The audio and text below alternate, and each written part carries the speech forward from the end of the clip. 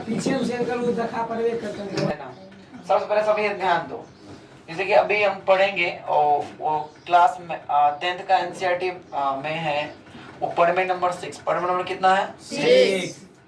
इससे पहले हम लोग 5 पढ़वे पढ़ चुके थे, ठीक है ना? हाँ। अभी जो पढ़वे पढ़ेंगे पढ़वे नंबर कितना पढ़ेंगे? 6। तो इससे पहले हम लोग पढ़े थे थेल्स पढ़वे का बिलोंग, उसका कुछ एप्लीकेशन टाइप में कुछ पढ़वे था, वो भी हम लोग समरूपता का ही कसौटी का प्रमेय था, जैसे ए हो गया ए ऊपर में हो गया, इस प्रकार से 5 प्रमेय हम लोग पढ़ चुके थे। अभी जो हम लोग पढ़ेंगे वो प्रमेय नंबर कितना पढ़ेंगे? 6। और ये एग्जाम के पॉइंट ऑफ व्यू से बहुत ही वीवी है, समझ बहुत ही अच्छा प्रमेय है, इसको ध्यान से समझना है। तो ये प्रमेय ये कहता है कि दो समरूप त्रिभुज के क्षेत्रफल के जो अनुपात होगी उनकी संगत भुजाओं के वर्गों के अनुपात के क्या होती है? बराबर। मतलब ये प्रमेय ये कह रहा है कि अगर कोई दो त्रिभुज समरूप हो, क्या हो? समरूप हो, तो उनकी क्षेत्रफल का जो अनुपात होगा ना, उनकी क्षेत्रफल का जो अनुपात होगा उनकी संगत भुजाओं, क्या बोले? संगत भुजाओं के वर्ग के अनुपात के बराबर होता है। ये कहता है सिद्ध करके दिखाने के लिए, एंड ये दे दिया कि दो त्रिभुज क्या है? समरूप। दो त्रिभुज क्या है? समरूप। दो त्रिभुज क्या है? समरूप। तो सबसे पहले हम लोग त्रिभुज बनाते हैं, दो त्रिभुज। जैसे मान लो कि एक त्रिभुज है जिसका नाम है ए बी सी, ठीक है? एक और त्रिभुज ले लेते हैं, इसका नाम लेते हैं डी ई, ठीक है ना? दो त्रिभुज ले लिए, एक ले लिए ए बी सी, एक ले लिए डी ई एफ। और दिया गया है, हमने क्या रहे दिया सवाल में दिया कि दो त्रिभुज अगर समरूप रहे तब ना, अगर दो त्रिभुज समरूप रहे तो दो त्रिभुज मान लो कि एक वो एबीसी त्रिभुज है, वो क्या है? D E F. तो एबीसी त्रिभुज जो है ना, त्रिभुज ए बी सी वो समरूप है, क्या है? समरूप है। किसका? त्रिभुज डी ई एफ का। किसका समरूप है? त्रिभुज डी ई एफ का। तो हमको बोलता है तो सिद्ध करें कि त्रिभुज ए बी सी का क्षेत्रफल बटा त्रिभुज डी ई एफ का क्षेत्रफल का जो अनुपात होगा ना वो इनके संगत भुजा, जैसे ये इसके संगत है, ये इसके संगत होगी और ये इसके संगत, माने इन संगत भुजाओं के अनुपात की क्या होती है? बराबर। माने वर्ग के अनुपात के बराबर, वर्ग के अनुपात के बराबर। जैसे ए बी के स्क्वायर बट्टा डी के स्क्वायर के बराबर हो जाएगा, या बोल सकते हो ए सी के स्क्वायर बट्टा डी एफ के स्क्वायर बराबर हो जाएगा, या बोल सकते हो बी सी के स्क्वायर बट्टा डी एफ के स्क्वायर क्या होता है? बराबर। ये हम लोग को क्या करना है? क्या करना है? सिद्ध करना है। क्या करना है? सिद्ध करना है। हम लोग जानते हैं कि प्रमेय को सिद्ध करने के लिए सबसे पहले हम लोग कुछ क्या करते हैं? रचना। क्या करते हैं? रचना। उसमें कुछ बनावट करेंगे, एडिटिंग करके हम लोग ये देखेंगे कि किस प्रकार से हम लोग क्या करना है? सिद्ध करना है। किस प्रकार से क्या करना है? सिद्ध करना है। तो सबसे पहले हम लोग करते हैं कि रचना करते हैं। क्या करते हैं? रचना को ही क्या बोलते हैं? बनावट बोलते हैं। तो रचना हम लोग सबसे पहले ये करेंगे कि शीर्ष ए से बी सी पर एक लंब डालते हैं। बीसी पर क्या करते हैं? लंब डालते हैं। क्या डालते हैं? मान लो कि इस बिंदु को बोलते हैं डी, बोल दो डी, तो ये है एम, बोल दो एम, क्या बोल दो? एम। और डी से एक यहाँ पर लंब डालते हैं, इसको बोल दो एन। किसी को दिक्कत? हम लोग रचना में क्या किए? शीर्ष ए से, कहाँ से? शीर्ष ए से ए एम लंब, किस पर डाले? बीसी पर। ये लंब का चिन्ह हो गया। और यहाँ देखो कि शीर्ष कहाँ से? डी से। शीर्ष डी से डाले हैं ई एफ। शीर्ष डी से डी एन लंब, कौन सा लंब? डी एफ पर डाले, ई एफ पर डाले। तो जो किए हैं वो लिखिए। रचना मोइन करते हैं, जो हम लोग करते हैं वो क्या करते हैं? लिख देते हैं कि शीर्ष ए से ए एम लंब बीसी पर डालें और शीर्ष डी से डी एन लंब ई एफ पर क्या किए हैं? डालें। तो डालने के बाद ये कुछ इस प्रकार से दिख रहा है। हम लोग एक चीज जानते हैं, यहाँ सब हम लोग क्या करेंगे? प्रमाण। क्या करेंगे? प्रमाण मतलब क्या होता है? प्रूफ। सिद्ध करेंगे। तो सिद्ध करने के लिए पहले ये हम लोग देखते हैं दिया क्या। दिया ये है कि त्रिभुज ए बी जैसे ना ए बी सी वो समरूप है किसका? त्रिभुज DEF का। त्रिभुज DEF। त्रिभुज ABC समरूप है किसका? त्रिभुज DEF। जब समरूप होगा तो उसके लिए तुम ज्योतिष जानता है कि ये दोनों त्रिभुज समरूप तब होगा जब उसका जब संगत भुजा का अनुपात बराबर होती है और संगत कोण भी क्या होती है? संगत कोण भी क्या होती है? बराबर। इसका मतलब हम लोग ये समझ गए, अच्छा समझना है कि AB बट्टा DE, AB बट्टा D। आप देखो यहाँ पर AC बट्टा क्या आ जाएगा? DF। और ये क्या आ जाएगा? BC बटा EF। है कि नहीं है? ये बराबर होनी चाहिए। दूसरी बात, संगत कोण क्या होना चाहिए? नहीं, ये कोण इसके बराबर, माने एंगल A जो है ना, एंगल D बराबर होना वेरी गुड, एंगल D के बराबर होना चाहिए। एंगल B एंगल E बराबर। एंगल B एंगल E बराबर। एंगल B जो है किसके बराबर होना चाहिए? एंगल E के बराबर होना चाहिए। एंगल C अगर एंगल C की बात करेंगे तो एंगल F। वेरी गुड, बहुत ही अच्छा, एंगल F के बराबर। अगर कब ये होगा? जब ये दोनों समरूप होगा तब। ये तो कई रहा सवाल में कह रहा है कि ये दोनों क्या है? समरूप है। अगर समरूप है तो इन दोनों त्रिभुज के क्षेत्रफल का जो अनुपात होगा, इन दोनों त्रिभुज के क्षेत्रफल का जो अनुपात होगा वो इनके संगत भुजा के वर्ग के अनुपात के क्या होगी? बराबर होगा। संगत भुजा के वर्ग का अनुपात क्या होगी? कोई दिक्कत किसी को नहीं। तो ये देखो क्या हो गया तुम्हारा, प्रमाण के लिए कुछ लिखे ध्यान दो। सबसे पहले हम लोग क्या करते हैं? इन दोनों त्रिभुज का क्षेत्रफल लिखते हैं। क्या लिखते हैं? क्षेत्रफल। इसका क्षेत्रफल है, इसका क्षेत्रफल का अनुपात निकालते हैं, देखते हैं क्या आता है। लिखते हैं त्रिभुज ABC का क्षेत्रफल बट्टा त्रिभुज DEF का क्षेत्रफल। ध्यान देना, त्रिभुज ABC का क्षेत्रफल बट्टा त्रिभुज DEF का क्षेत्रफल। तो त्रिभुज का क्षेत्रफल होता है 1/2 आधार गुने ऊंचाई। तो देखो हम लोग जानते हैं आधार उसी को बोलते हैं जिस पर लंब डालते हैं। लंब किस पर डालें? BC। तो आधार क्या हो जाएगा? BC गुने ऊंचाई। ऊंचाई मतलब लंब हो गया, AM हो गया। क्या हो गया? बट्टा 1/2। इस त्रिभुज में देख लो, इस त्रिभुज में आधार क्या हो जाएगा? EF, क्योंकि जिस पर लंब डालते हैं वही क्या होता है? आधार होता है। बता लंब किस पर डालें? EF पर डालें, EF आधार हो जाएगा। ऊंचाई हो जाएगा DF। हाँ, ऊंचाई क्या हो जाएगा? DF। क्या हो जाएगा? क्या हो जाएगा? DF। अब देखो कुछ कटने वाला है, हाँ ये कट जाएगा। कटने के बाद क्या बचेगा? देखो BC बट्टा EF गुने AM बट्टा DN। AM बट्टा DN। तो चलो एक समीकरण हुआ यहाँ से मिल गया, मान लेते हैं समीकरण क्या है? क्या मतलब समीकरण?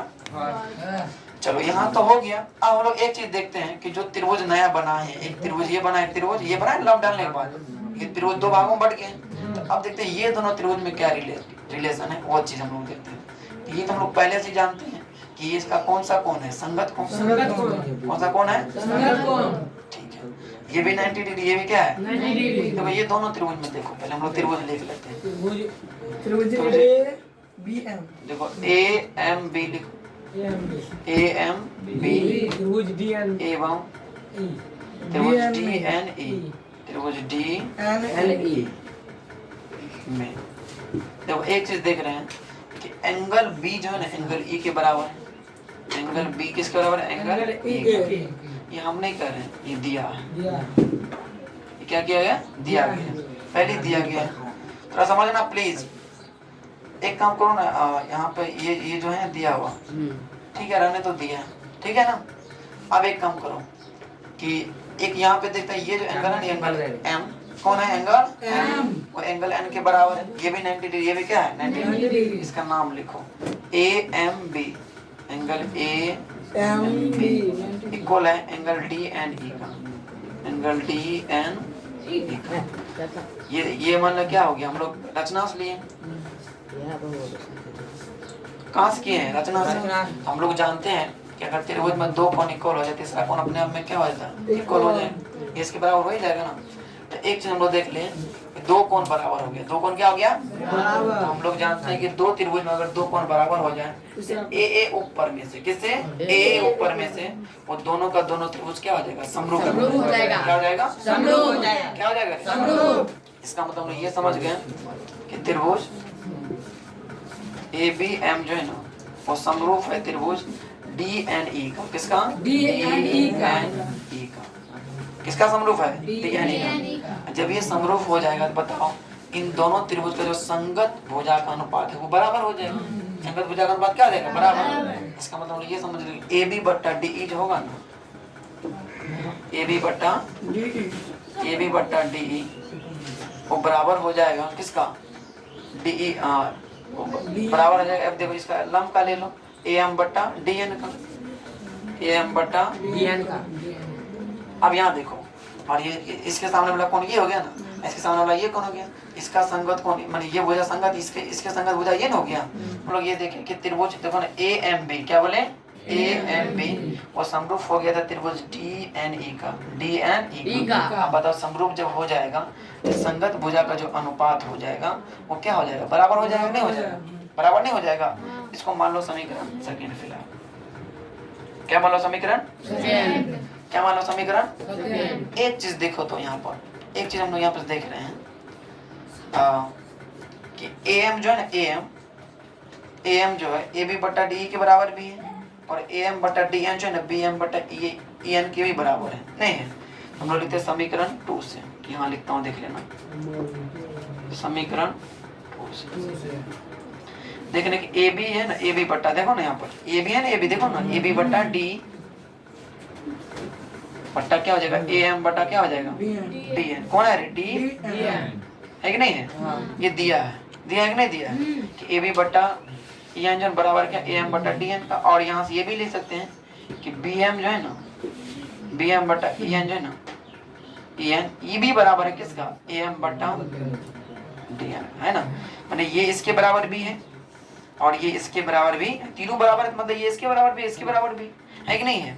इसको मान लो समीकरण क्या मान लो थर्ड, इसको मान लो समीकरण 4। अब देखो यहाँ पर हम लोग आ जाते हैं यहाँ पर जो सबसे पहले यहाँ पर देखो जो सबसे पहले दिया गया था कि AB बट्टा जो DE है ना AB बट्टा जो DE है वो BC बट्टा EF का बराबर है। देखो ना यहाँ से जो दिया गया था AB बट्टा DE किसके बराबर है B बट्टा EF का।